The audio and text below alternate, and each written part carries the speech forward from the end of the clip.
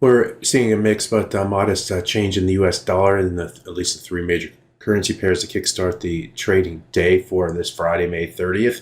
The dollar versus yen is down modestly. The dollar versus the euro and the British pound are up modestly. So in this video, I'll go through the technicals that are driving these currency pairs as we await PCI data, trade data, Michigan consumer sentiment, and a couple of Fed officials speaking today. So let's get started. It seems like the major currency pairs are waiting for the weekend, but taking a look at the euro versus US dollar, we've this week, this is the hourly chart, we've seen down and then back up and then back down toward the middle of the trading range, actually, in this chart pattern. In trading here today, the price has moved back below the 100 hour moving average. That's a blue line in this chart, and it went down to test the 200 hour moving average. That's a green line in this chart.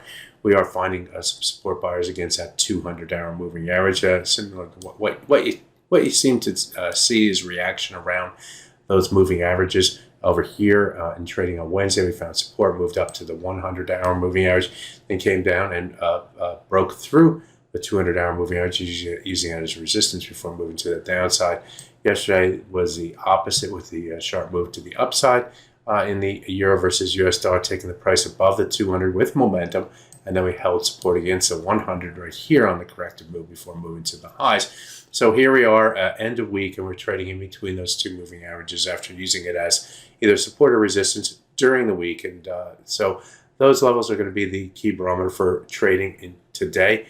If the price is able to stay above that level at 1.13258 and get back above the 100 hour moving average and stay above that level, then we're going to potentially move up toward other levels, including perhaps these highs and lows, actually these highs right here. Remember, these levels, these were all forming a ceiling here before moving to the downside. Came back to that area right through here, fell off again, came into it here, fell off again, moved above it here, then started to use it as resistance in trading yesterday and today. Again, the price didn't move above and below these two levels right through here, but these would be the next targets on the top side to get to and through if the buyers are just going to continue to the upside with the high price for the week as the next key targets. We had a double top starting on I guess that's Monday's trade up near the 1.1418 level. That was just short of this high right through here before the market moved to the downside. On the downside, if we do break below the 200 hour moving average, head back toward the 38.2% retracement would be the next key target in that direction. Finally, let's take a look at the dollar versus yen next. And this currency pair, as you can see, is having its just troubles around the 100 and 200 moving averages as well. In this case, it's a 100 hour moving average on the top side. On the downside, we actually have the 200 hour moving average and the 200 bar moving average on the 4 hour chart. They come between around the 143.85 up to 144.08. You can see the price has been trading above and below both those, all three of those moving averages. So we have a cluster of moving averages there. The market's waiting for the next shove. Do we head back below these levels, head down below the 143.57 and open the door for further downside?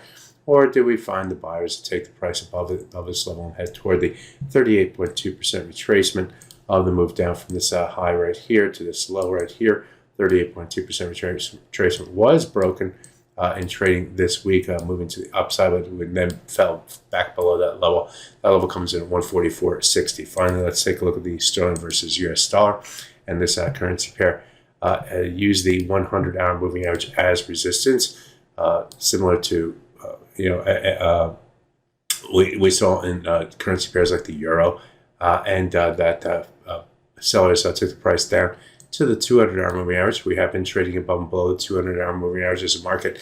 Sellers tried to push this pair lower, could not sustain any sort of move to the downside, and so the market is kind of waiting for the next directional clue from maybe the data and trading here today. We will see. And the 200 hour moving average comes in 134.718. That's going to be our barometer for buyers and sellers move higher. We're going to have to get above the 100 hour moving average, and then this 14 level. I'll talk about that in a second. If we move lower, then we have this swing area down through here, defined by different swing lows and highs going back in time, along with the 38.2% retracement of this move to the upside, which comes in at 134.19. I said I'd talk about the 135.14 level, and if we go to the weekly chart of that of the sterling versus US dollar and go back in time to all the way to 2018, we can see a number of different swing lows and swing highs coming in this area right through here, forming this ceiling right through here. The ceiling became a floor right through here, traded above and below the ceiling and floor through here before moving to the downside. It wasn't until last year that the price moved back up to the low of that swing area right through here. And then in trading this year, in the last few weeks, we extended above the high of that swing area, which happens to come in at 135.14. So that's the importance of that level. We tried to move above it in trading here this week and last week, but it seems to have failed, and we're trading back below that level currently at the moment, but keep that level in mind going forward. So there you have it, a look at the three major currency pairs to kickstart your trading day. My name is Greg McCloskey. Good fortune with your trading. Bye-bye now.